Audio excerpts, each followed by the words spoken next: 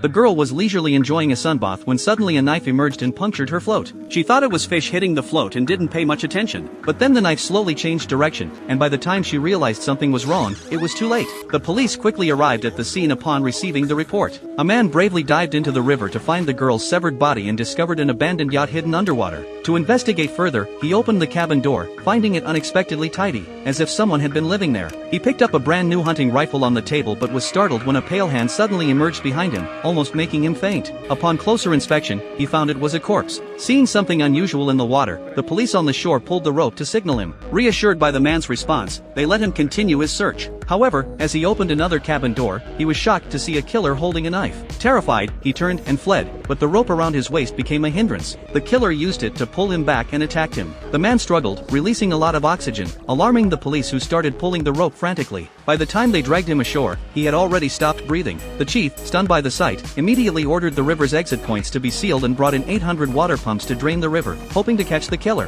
However, as the water receded, they only found an oxygen tank lying in the mud, with no trace of the killer. Furious, the chief, along with Mike, continued the investigation. Not long after, they received a radio call about a diver sneaking into an abandoned factory. Understanding who the killer might be, the chief headed to the factory. Confirming with a patrol officer that the diver hadn't left, they entered the warehouse, weapons in hand, and began a detailed search. The chief soon found clues, including bloodstained clothes left by the killer in a pool. Just then, the killer appeared from behind, shooting a harpoon into the chief's arm. The killer fled, but Mike pulled out the harpoon, finding it had only pierced the chief's sleeve. They chased the killer out of the warehouse, only to see him boarding a speedboat to escape. This movie is called Amsterdam Ned. If you're interested, check out the original film.